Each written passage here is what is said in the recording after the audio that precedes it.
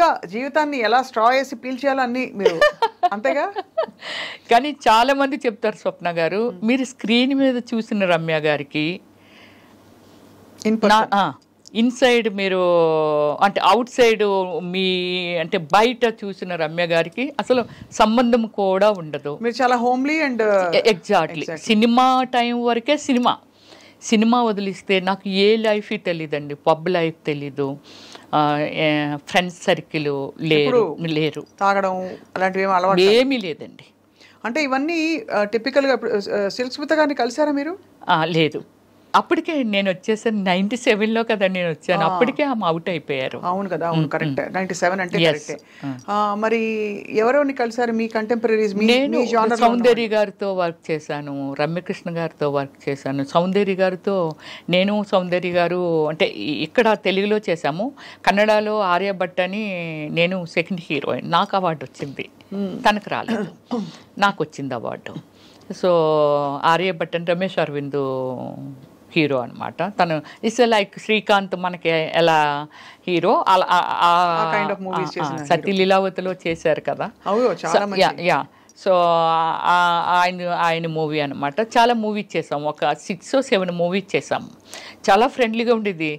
రమ్య నువ్వు అంటే మామూలు చైర్స్ చేసుకొని ఇంకా వేరే ఎక్కువ ఆర్టిస్టులు ఉంటారు కదా, మాట్లాడుకొని ఇదంతా చేస్తున్నప్పుడు నువ్వేమైనా దూదులు పెట్టుకుంటావా రమ్య? అందరూ సరదాగా డిస్కస్ చేసి నవ్వినా సరే నువ్వు నవ్వు అలా ఉండిపోతావు ఏమిటి, ఎక్కడో చైర్ వేసుకుంటావేంటి రా, నన్ను రా అనేది, ఎక్కడో చైర్ వేసుకుంటావేంట్రా అనేసి అని.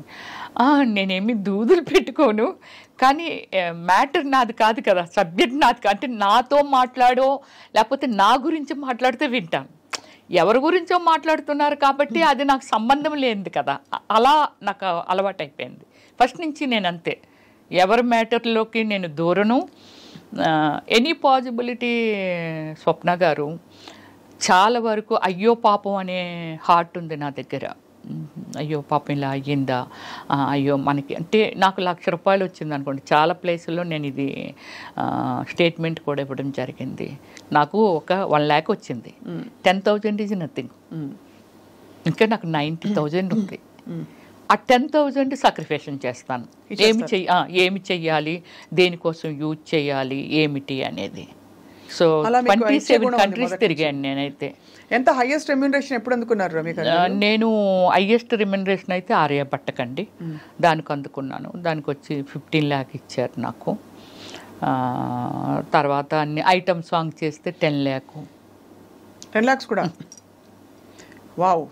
సో అయితే మీరు దాన్ని కెరియర్గా మలుచుకుని దాదాపు వెళుతున్న టైంలో మళ్ళీ మీరు చాలా మంది కమెడియన్స్ పక్కన వేశారు. ఆల్ కమెడియన్స్తో సుమన్ శెట్టితో కూడా చేశాను నేను. ఎలా ఉండేవారు అందరూ? అప్రిషియేటివ్గా అందరూ. నాకు ఎల్బి శ్రీరామ్ గారు నా సినిమాలో కూడా చేశారు కదండి. సో లైక్ ఒక ఫాదర్ లాగా అనిపించేవాళ్ళు. బ్రహ్మానందం గారు, అందరికంటే బ్రహ్మానందం గారితో చాలా ఎక్కువ, హేమ గారి కంటే నేను ఎక్కువ చేస్తుంటాను బ్రహ్మానందం గారితో. బట్ నేనేమిటంటే అంటే అందరికీ తెలుసు చాలా లిమిట్లో ఉంటుంది. రామయ్య వెళ్ళాడబోదాం, రావచ్చు కదా సరదాగా అని అన్నారు అనుకోండి, నేను ఏదో పని పెట్టుకునేదాన్ని. అంటే వేరే స్టేట్ బ్రహ్మానందం గారు కానీ అలా రూమ్లో ఏం చేస్తావు, షూటింగ్ చేసి వచ్చి రావచ్చు కదా సరదాగాన అలా అంటే, సార్ నాకు ఇలాగా మాకు తెలిసిన వాళ్ళు ఉన్నారు అంటే, ఇప్పుడు నన్నేమి కొట్టరు. అలాగే నేను సఫర్ అయింది బాబు మోహన్ గారితో కానీ. సో అంటే వాళ్ళకి అర్థమైపోయేది ఒక 3 daysలోనో ఎప్పుడో 1 day అంటే ఏదో చెప్పొచ్చు, 3rd day అలా ఉంటాయి కదా, వాళ్ళకి అర్థమైపోయి ఉండేది ఈ అమ్మాయి కావాలని అవాయిడ్ చేస్తుంది అని. ఇప్పుడు నేను చెప్తానండి, హేమ గారు లేకపోతే ఇంకోళ్ళు ఎవరో స్టేట్మెంట్ ఇచ్చారు, బ్రహ్మానందం గారు నా విషయంలో కూడా అలా ప్రవర్తించారండి. బాబు మోహన్ గారు కూడా ఏ అమ్మాయిని చూస్తారా, మమ్మల్ని చూడరా ఏంటి, అమ్మాయి ఉంటేనే సినిమా ఆడుతుందా అలాగే ఇలాగని చెప్పి నన్ను అవాయిడ్ చేసిన వాళ్ళు వీళ్ళు అంతే అంతే. సో ఒక మామూలుగా పర్సనల్ లైఫ్స్లోకి మేము వెళ్ళామండి, బట్ ఎక్కడో ఒక చోట చదివాను మీకు చిన్నప్పుడే పెళ్ళయ్యి తర్వాత మీరు విడిపోయారని. విడిపోలేదు, విడిపోలేదు. అందుకే మీరు ఒకటి అంటే మీరు దానిలో చాలా బెస్ట్ ప్లేస్లో ఉన్నారు కాబట్టి చూడండి, నా మీద ఎక్కడ ఎవరితోనో లవ్లో ఉన్నదనో లేకపోతే వీళ్ళతో డేట్లో ఉందనో లేకపోతే సంథింగ్ నాది ఎక్కడ వినరండి. నాకంటూ కొన్ని మోరల్ వాల్యూస్ ఉన్నాయి. దాన్ని నేను ఎంత రెస్పెక్ట్ చేయాలో అంతే రెస్పెక్ట్ చేస్తాను. నా ఫ్యామిలీ దీన్ని ఏ రోజు స్క్రీన్ ముందుకి నేను తీసుకురాలా. Okay, any interview anything that is my personal life. Cinema ఫీల్డ్కి సంబంధం లేనిది. ఓకే, ఫ్యాన్స్ క్యూరియాసిటీ ఉంటుంది ఏమిటి ఏమిటి ఏమిటి అని. బట్ సేమ్ టైం నన్ను ప్రపోజ్ చేసిన వాళ్ళు కూడా అవుట్ ఆఫ్ కంట్రీ, ప్యారిసా లేకపోతే యుఎస్ఆ, పెద్ద పెద్ద డాక్టర్లు వీళ్ళంతా ఉన్నారు. నా పాలసీ ఎలా ఉంటుంది అంటే ఇంతకు మించి అయితే మనం తినలేము. హయ్యెస్ట్ లైఫ్ స్టైల్ అంటే ఇస్ గాడ్ ఇచ్చాడు, ఒక సిస్టమేటిక్గా నేను దాన్ని సెక్యూర్ చేశాను. ఇంకింతకు మించి ఒక బెంచ్ కారు ఎనీథింగ్ లోపల ఇవైతే అవే ఉంటాయి. ఒక లగ్జరీ చూసేసిన తర్వాత ఇంకే కారుకి వెళ్ళిపోయినా అదే ఉంటుంది. 150కి మించి పై వెళ్తే ఏ కారు అయినా అవుటే. నారాయణ గారు అబ్బాయి ఏమయ్యారు అనుకుందాం. అలాంటి చాలామందికి ఇది. అవును, ఇంతకు మించి లైఫ్ ఏంటి? ఇంతకు మించి లైఫ్ లేదు కదా. నేనే ఒక సెక్యూర్డ్గా ఉన్నాను.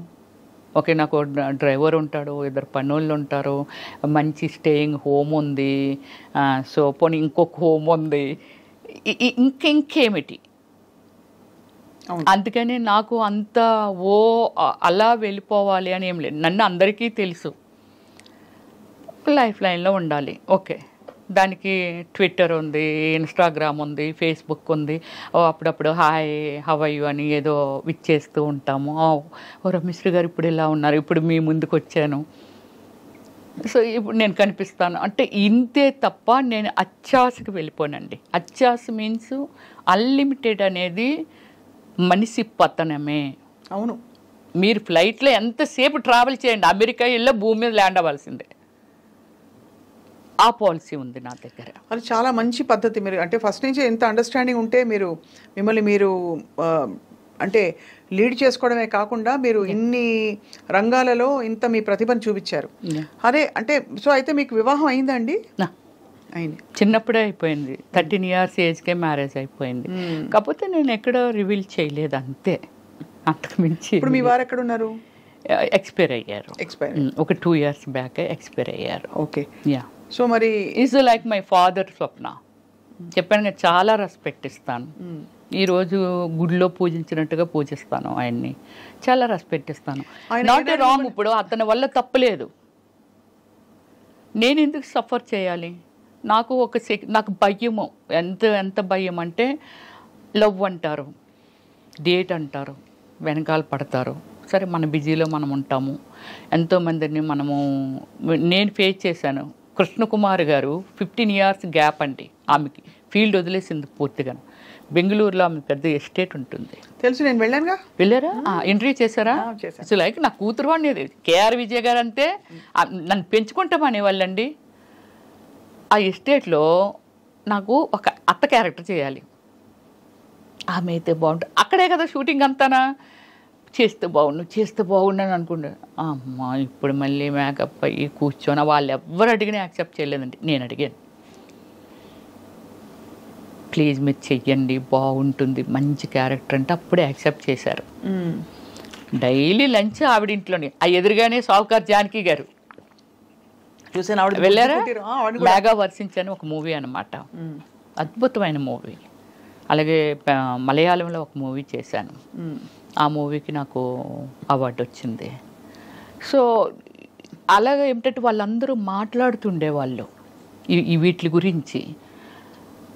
ఏంటో వస్తున్నారు, ఏదో అయిపోతున్నారు. అప్పుడు మన శశికళ గారు ఏదండి ఆమె కాంచనా గారు ఎందుకు అలా మాటల్లో వస్తూ అవతల వెనక వైపు, మీరు స్విమ్మింగ్ పూల్ చూసారటు? చూసాను. అక్కడ కుర్చీలు వేసుకొని కూర్చున్నాం. కూర్చుంటే ఇవన్నీ చెప్పేవారు, వీళ్ళు ఎలాగైపోయారు, అలా అలాగైపోయారు, సావిత్రి గారు ఎలాగైపోయారు, ఇవన్నీ అని. ఏమిటి అని అంటే ఎవరినో నమ్మితే కదా అలాగైంది.